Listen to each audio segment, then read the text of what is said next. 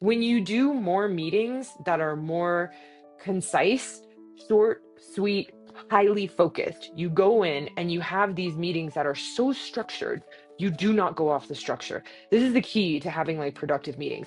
You have a structure, you do not go off that structure because once you go off that structure,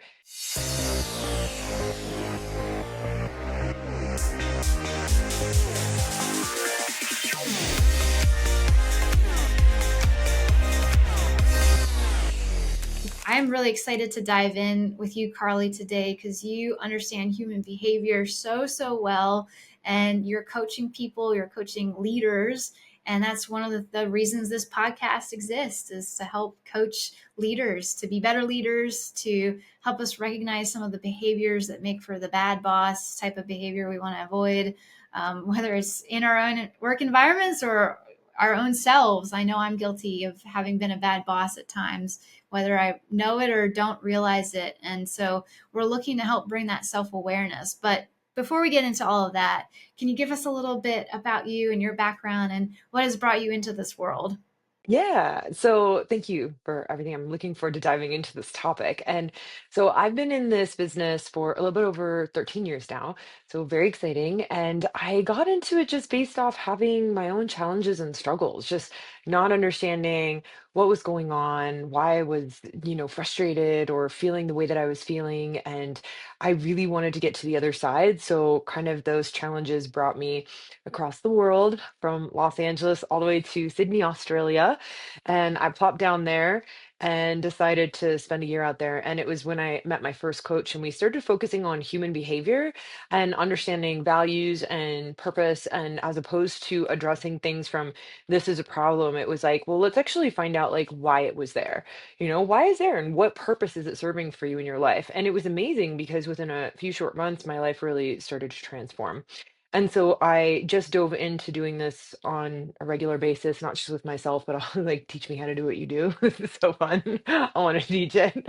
And I've kind of been on that journey ever since. And it naturally transitioned into the business coaching dynamic because I started working with a lot of entrepreneurs, which makes sense because entrepreneurs love growth. Like you can't not grow if you're an entrepreneur. So the more entrepreneurs I was working with, the more that we started to dive into all these little business dynamics and stuff. And then I started to use the information that I had just from the past because I was a business owner previously as well, and then also got to do some cool stuff at some big corporations and stuff. So I've gotten to use all that background as well as just continuing to study and understand business and leadership and management and all this stuff to a greater degree.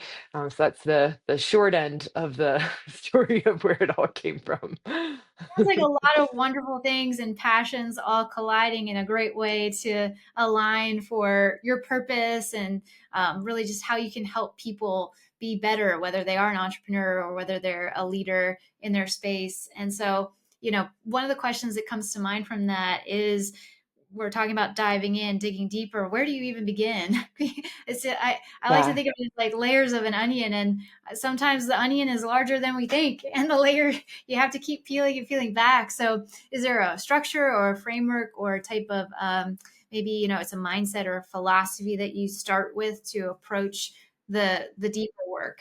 I definitely just start with diagnosis because you are right. We are definitely layers and layers of an onion. We can go so deep, it never seems to end. I feel like an onion's a great example, but it never ends. So I'm not quite sure what we peel off that never ends. I like to start when I'm going through situations, whether it be a business diagnosis or a personal diagnosis. It's like, let's actually find out what's causing the most stress. What is causing the biggest problem in your life right now? What's taking up the most space and time in your mind? Right? And those are the things that I focus on first because I know that if I can get those highest stressors lowered, and then we can work on all these other dynamics and all these other components as they start to arise. But it's very hard. Sometimes we think we should work on a certain thing. And it's interesting because it's very hard to work on something else when your brain and that space is so occupied. What's truly challenging you the most. So that's why I consistently suggest like let's start on what's truly challenging you the most, work on that dynamic, and then after that it's like it's cool because usually there's like a little bit of a break in time where we can kind of focus on some other things, again whether it be business or personal development, that is not as intense as that first thing, so you get to do some of the deeper work, and then life is life and it'll challenge you in a new way, and then something else takes up that space and time, and you kind of ebb and flow in that. But whenever I'm talking to people and it's like, what do we start with first? You start with the biggest problem, genuinely, and we work around that. So it sounds like to me you're developing a lot of self awareness for that person. And I would imagine, you can correct me where I'm wrong, but you're asking a lot of questions to peel back those layers.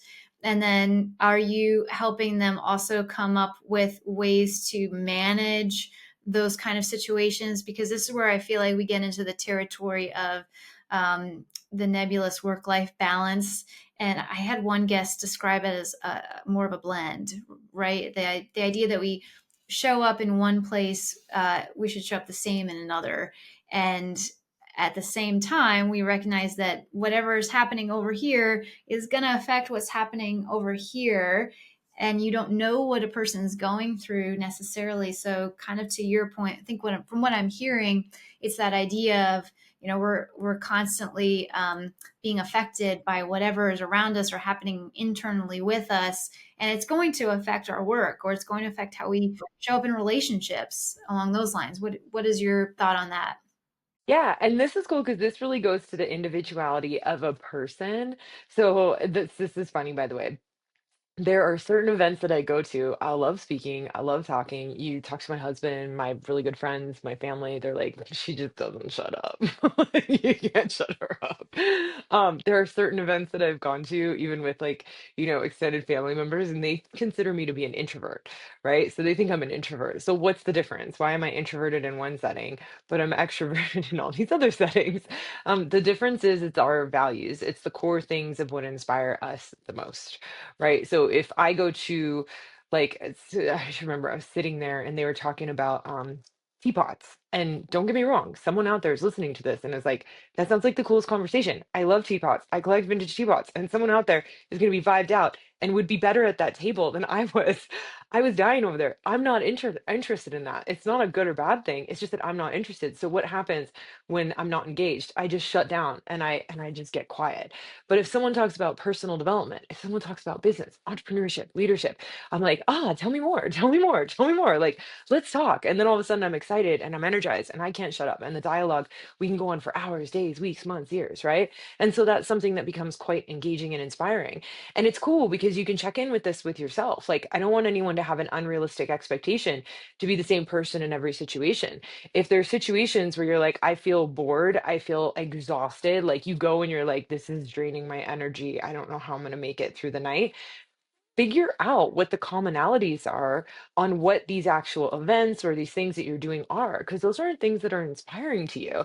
And then you can look at things where it's like there's other things that would be inspiring and engaging to you. I was working with a client, it was really funny because he felt guilty for not going golfing with his father-in-law, and I was like, well, what does your father-in-law like to talk about? And he's like, I don't really know. It's just like life and stuff. And I was like, okay. So I know him well enough. And I said, well, if I told you, and he goes, I hate golfing and I feel bad. And I was like, well, if I told you that I was putting together a group of CEOs and leaders from leadership teams, and we were all going to get together and we were going to go golfing and we were going to brainstorm and mastermind on our business while like being on the golf course. I was like, would you go golfing with me? And he lights up and he goes, that sounds amazing. And he's like, are you going to do that? And I was like, no, I'm just giving you that example though. You don't not like golfing, you just don't love what you're talking about with this individual. And again, it's not a good or bad thing. It indicates what's important and inspiring to you. So that's why those things are really important to pay attention to, because even business owners, leaders, we can get really caught up in the day to day of work as opposed to remembering what inspires us the most. Because the higher you get up on that totem pole, the more I actually would love for you guys to delegate the things that don't inspire you. Because you, as a leader, are there to also have different ideas, different, creative, come up with creative solutions, right? And you can't do that if you're drained and exhausted.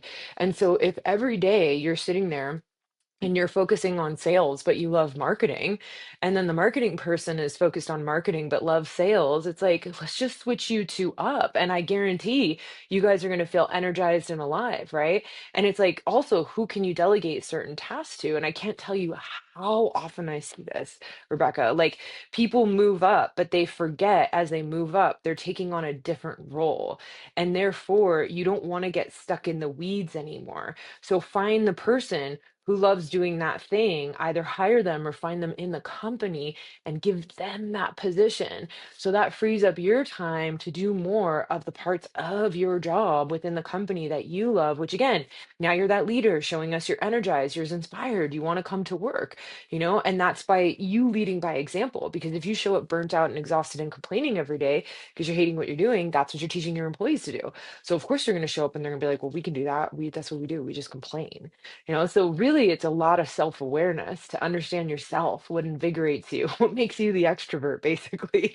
And how do we get you to do more of I that? love all the nuance there. I had an episode where we are talking about introverts and how introverts can be leaders too.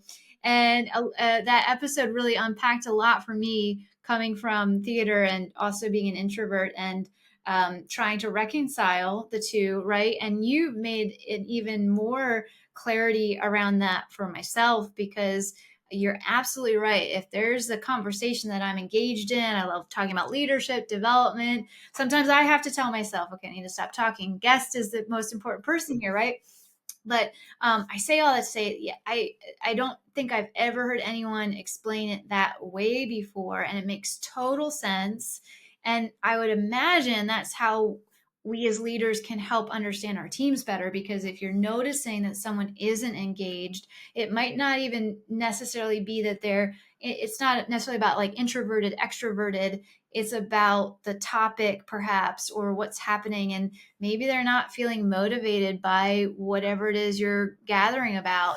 And so it's the self awareness and also awareness of your people and the dynamic that you're creating there. Is that accurate? That's definitely accurate. I was actually working with individual. She was an executive, like kind of C-suite level, and she just started to get disengaged in her job. And she'd been in it a couple years, and it was interesting because they really wanted like more engagement from her. But when I got into asking her questions, and this is something that a company can do on a regular basis, is check in with your employees, right? Ask them questions, see if they're happy, see if they're sad, that kind of thing, right? There's gonna be stuff that you get that you're like, this is just you're in a bad mood today. Like it is what it is. That's what your HR department is there to weed through. But then there's stuff in there that you're like, wow, like this person actually is not like loving their job, but we have a position that we could have them fill that would be more inspiring to them. And it was really fascinating because when we kind of dove in to what would be inspiring for this person, they still loved the company. And I was like, would you work at that company if you could have this job? And she's like, yes. She goes, that sounds wildly inspiring. And her whole face lit up and her whole body lights up and she sits up taller and is like, yes, that's what we want, right? So it's like if you as a leader can catch that in your employees when they're getting lit up, when they're getting energized, when they're doing things in their perception that are widely inspiring, they want to show up to work every day. They want to go the extra mile. And the cool thing is it's not about like getting people to do extra work for nothing. Like you're getting the best part of that person. You're getting the most creative aspect. You're getting like that human part that, we love AI, but AI cannot do what humans can do. Like it has its limitations. And so like you want to pull that out of your employees, get them inspired. And then all of a sudden that part naturally comes forward because they're more engaged, they're more productive, excuse me, they're more innovative, right? And that's why we want to pay attention to it's like we don't just want the right people because the right people in like the wrong seat is an awful employee, but the right person in the right seat is like your favorite person. That's like your A player, we call them, right? The best person on the team. And the more A players you have, the more you have this environment too that's wildly inspiring. And this is possible for everyone. Does it take work? For sure. This is the other thing that I want to mention too, because sometimes people listen and like, oh yeah, Carly, it's all like fun to hear about and talk about, but then it's too hard to implement. We don't have the time. You don't not have the time. Right now, all the fires you put out, all that crap you have to deal with because you have B, C, D, F players or whatever, right? Like all this crap, right? That you have to deal with because you're not doing what you consider the hard work on the back end to create this culture. Guess what? You're spending the same amount of time putting in the same amount of work, except this work sucks because it's full of like distress. right? It's exhausting. It burns you out. But the other form, and this is it, you'll never get rid of stress. You'll never get rid of the hard work. But all I say to people is like, you're doing hard work anyways. Why don't we just transfer it to one that's more productive? That gives you eustress, right? So there's two types of stress, distress and eustress. Eustress was actually been shown, like look it up, it's healthy for you. And so I want to transfer it to that because eustress is going to occur when people are tackling challenges that inspire them. And guess what? When you put the right people in the right seat, you're going to have them tackling challenges that inspire them. And you're tackling an inspiring challenge because instead of putting out fires all the time, you're actually seeing progress and growth and moving forward. And even though it's stressful, you're like, that's you stress. And so when people are like, it's too hard, I'm like, it's too hard on you not to do this. Like, let's check your health right now. I'm sure it's not great. So it's like, you just do it. Just do it. That's the good stress that helps us grow. I mean, that's literally what's helping our muscles, our bodies grow. And if we can apply that to our mind and our abilities and our, our skills and our capabilities as individuals, as a team. So you're absolutely right. I love that.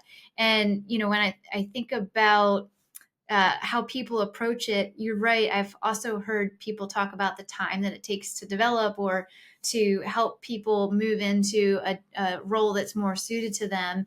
And it will save you time in the long run. But it sounds to me like you've had that experience where people feel like all the upfront time just isn't available, it's not worth it. And you're emphasizing the need to make sure that our culture is healthy, and when our culture and a company is healthy, then the work is going to be so much healthier. And then we can actually serve our clients and our customers because the work is great and people are really engaged in what they're doing and aligned in their role and their responsibilities. Yeah, they're engaged, they're aligned, they communicate more. They're not as afraid to challenge their superiors, which is great because you want them to bring problems to the table, more quickly, more effectively, efficiently. There's creating spaces like, we do daily, weekly, monthly kind of huddles where they get together at all different levels of the organization and everyone even meets daily for just like these quick, like little meetings to make sure that everyone's on the same page and anything that is a problem gets tackled quickly. The crazy thing is at first people are like, I don't have time for this. And then later they're like, I did not have time for this. I can't believe I didn't do this. Because all the problems that they're catching as a result of doing all these mini meetings and increasing communication and collaboration, they're catching them so much faster than they did before. They catch them within like a week instead of months or sometimes even a year or more, where the problems like really dug its roots in there, become like a black mold, right?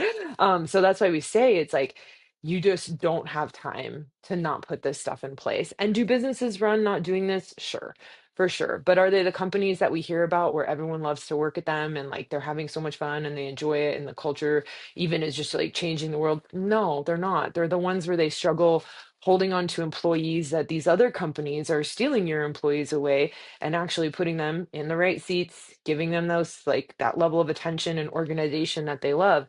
They take your good employees and they make them great, and that's the interesting part is companies can run with a lot of good employees, but it's pretty tough on the back end. It's pretty tough on the back end, and someone's going to take them and make them great because they are great. You just didn't give them the right environment. So true. I call it setting up for success. And it's so funny you mentioned the little meetings because we had done that for a while in my company, and then I asked everybody, all of our managers, to go back to doing that because we weren't picking up on some of the little things that can compound and become bigger things. And speaking from experience, everything you just described is spot on because we can have a little bit more time to converse. We're fully remote. And that actually leads me to another question that springs to mind too. Especially when you're remote, but obviously when you're in person, there are signs that someone is disengaged, that they're not feeling great. And that kind of goes back to, well, there could be something in their personal life affecting them. And that's where, we have that understanding that you're the same person, personal or work life, right? And your behavior might change, but you might be bringing in some of that personal aspect, or it could simply be the work environment itself. And so that's where I find that it can be challenging for leaders to pick up on some of the behavioral nuances or know, how do I approach this person? Because Now, it's a difficult conversation that we might need to have. And what's an appropriate way of picking up on those signs? What are those signs actually? Let's like actually start from the beginning. What am I even looking for in a team member who might not be feeling great about where they are and what they're doing? So this is where we want to have employee scorecards, like all their job scorecards. I want people to keep track of people. Because what'll wind up happening is if every individual is responsible for a KPI, right? So if they have a key performance indicator that they're meant to actually fulfill and achieve, and we look and they're in the red and they're not achieving it and they're way far behind, right? We ask ourselves the question. You go in and you say, well, what's the problem? Like when you look at the review and you look at them and for the month and you're like, what's the problem? Like you couldn't get this done. Like, is there a roadblock? Is something else occurring?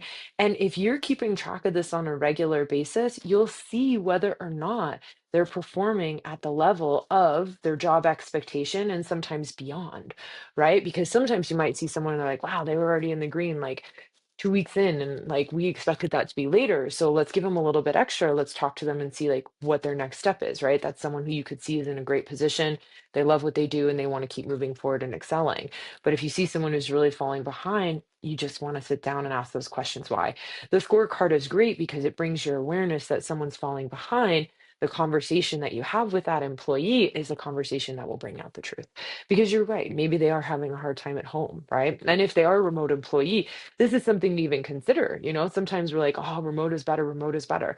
But if they're a remote employee and they're really struggling with some stuff happening at home, it's a great question to ask. Like, do you just want to come to the office for a while? Like, it would be nice to just get out of that environment. That's the truth. Sometimes you don't even know what the solution will be, but sometimes the solution is switching the environment. I've had both. I remember working in companies where I've had both situations, where I remember one time getting permission to work remotely because there was an individual at the office that made me nuts. And I was like, I don't want to go back in. I was like, I don't want to go back in. It was actually when I was in Australia, which is funny enough. I still had like, they let me work remotely when I was out there, that company. And when I came back, I definitely like, I was just launching my business and I was not ready to quit that job yet. But I remember saying, I don't want to go back in. Like this one person was chaotic. It was hectic. I hated working there. Like, I was like, I'm more productive at home. I was like, I was like, I'm working less hours. You're saving money. I was like, you're actually saving money because I'm getting more done in shorter time. And so it was smarter to keep me home. Right. And there's times before that that I remember really struggling at home at the time. And going to the office was like my saving grace. Right. So you're right. There's different things and different components that are going on with individuals, but having those scorecards, you keep track of the KPIs, you see when they're dropping. Find out what's going on with them so you can find out the best solution for those individuals, like uniquely, because sometimes it's going to be something different than what we expect. And sometimes they're going to be like, I just am really struggling and I don't know how to do this. And you're going to look and be like, do you want some training? Yes, I want training. Great, let's sign you up for a course. I've been trying to get this through and so is not like actually getting it done. Great, let me talk to that person and find out what their roadblock is. In the meantime, like, let's see if so and so can help, right? You're never going to know what's going on unless you're tracking something to know that something is actually going awry. And that's why you really want to have people be responsible for certain indicators, right? The key performance indicators. And also, like, it makes us feel good, whether you're an employee or you're the owner of a company, right? Like, I don't know about you guys, but I love like being responsible for certain metrics. And when I don't meet them, I'm like, what am I doing? Like, what am I doing? What am I not doing? What can I shift? Like, where does there need to be maybe some innovation, education, right? And so it's like, if I don't have those KPIs, how am I going to know or track where I'm going? And if I have a specific goal, this is also the other important part, is to really understand where you're going. As a company, if you don't know where you're going, you're not going to be clear on the KPIs to track, right? So you're just not going to be clear. And so that's why you want to have the exact specificity of what your goals are for the quarter, for the year. Even like I like to go 10 years out and we have like really big goals, like we call them big, hairy, audacious goals, right? So we can go like 10 years plus out, the things that you're like, whoa, this is like the moonshot thing that I would love to achieve, because all of the KPIs are going to be indicating if whether or not you're getting closer and closer and closer and closer to those specific goals. And so that's also really important. And it makes sure everyone is going in the same direction and they're clear on where they're going.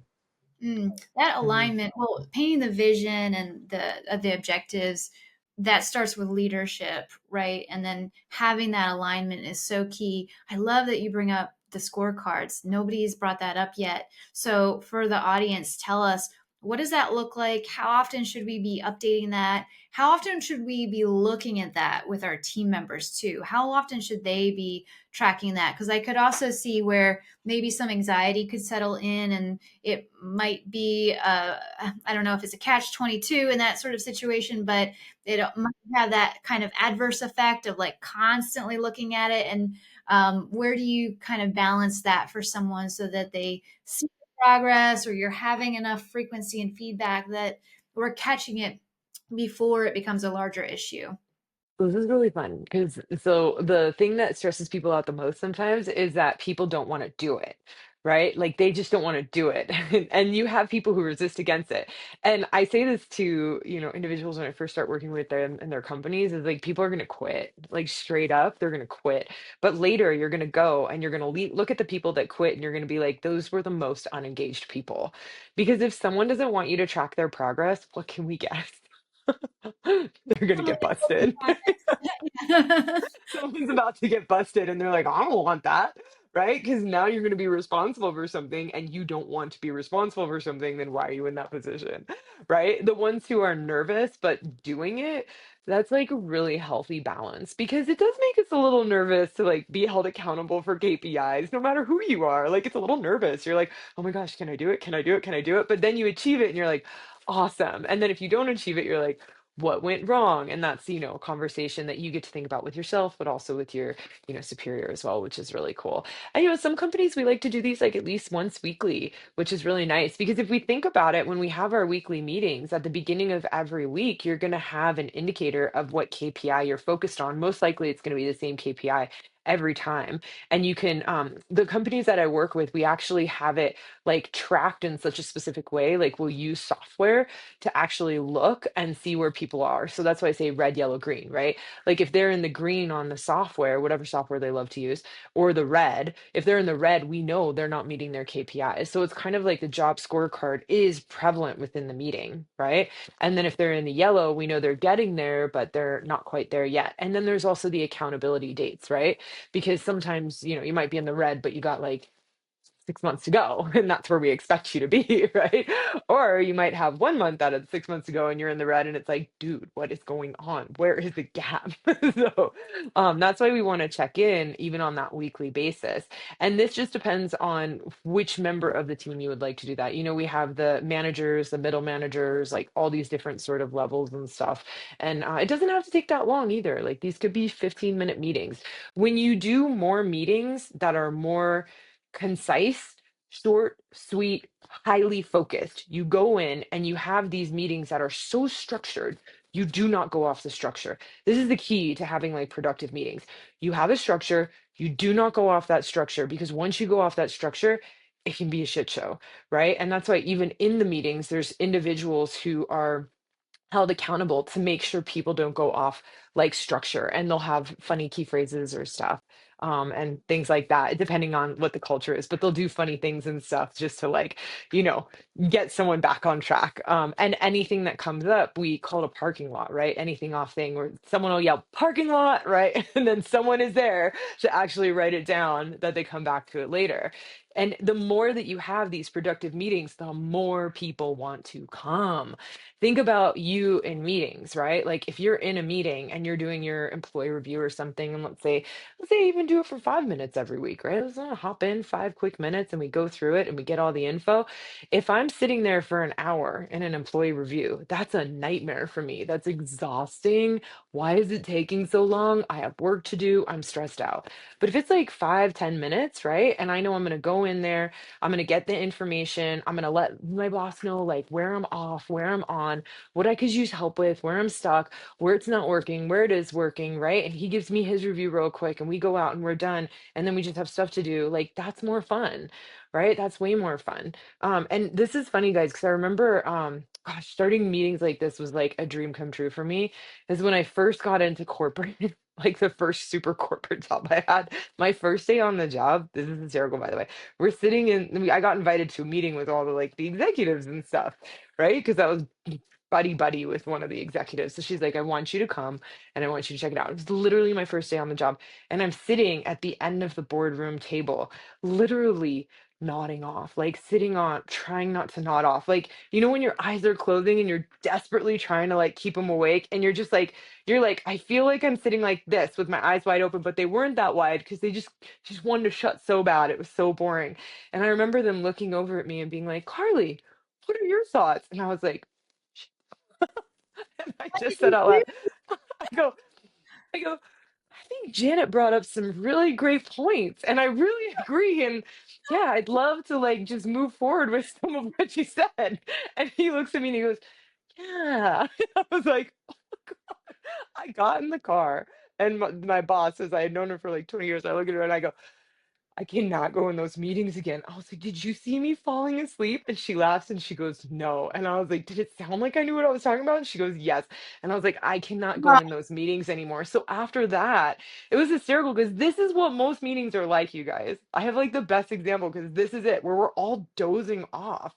After that, she, not even realizing what she was doing, started to do mini meetings with me. She stopped having me come into these bigger meetings because she knew I was like falling asleep in them, and afterwards, she'd pull me aside for 5 minutes, give me a summary, ask me questions, ask me where I'm stuck, ask me what I wanted help with, and ask if like anything else, right? Anything else that came up, and ask me about progress. And we would have 5 minute mini meetings after she would go in for the hour boring ones.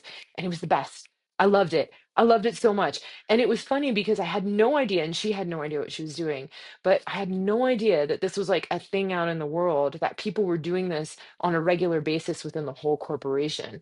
And so when you really think about this, the importance of making those scheduled meetings that are so strict and so specific, get someone like me who like falls asleep in meetings to be like, yeah, I got this. This is fun. And I loved the catch-ups with her. It was like the best. It was the best. She was also great because I could tell her the truth about that. It was great.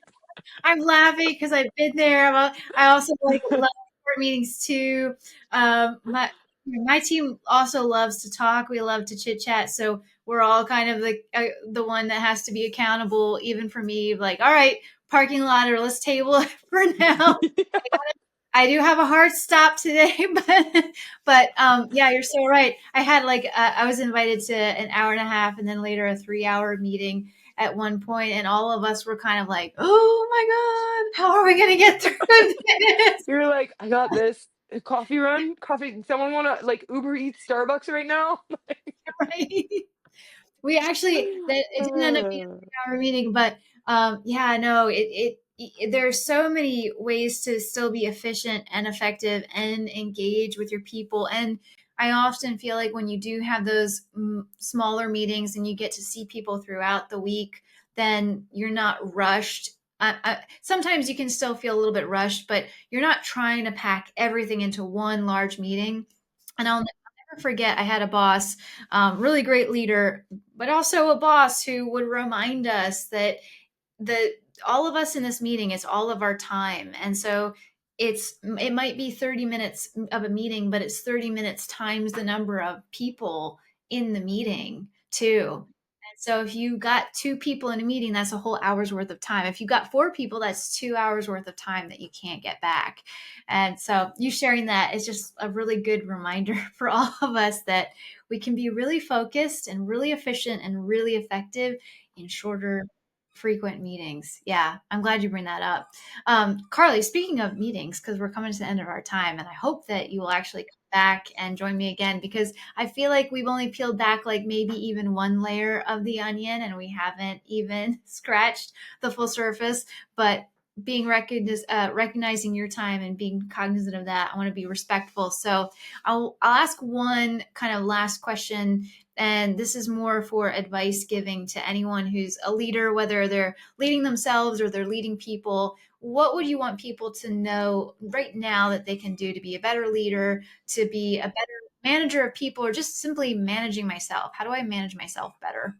Yeah, a great reminder is would say the unrealistic expectations we have on ourselves. It's very easy to compare ourselves to all these leaders out in the world, and the reality is you only see one side of them, right? We get to see all these people on social media stuff, and you only see one side.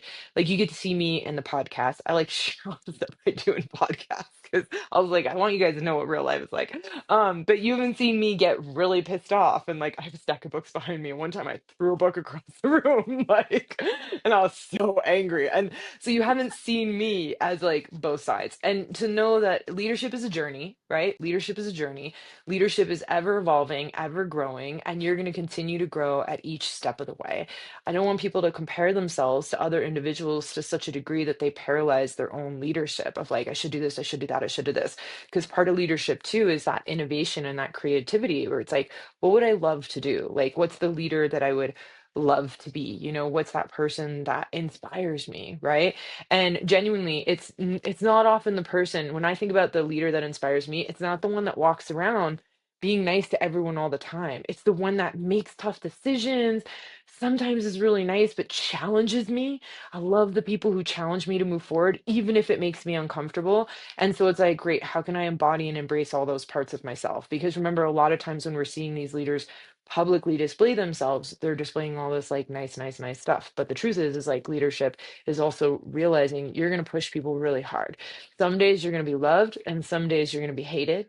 But at the end of the day, the people who really want to grow, like they're going to be really frustrated in those moments. And then a week later, a month later, they're going to be like, thank you. You're so annoying, but thank you.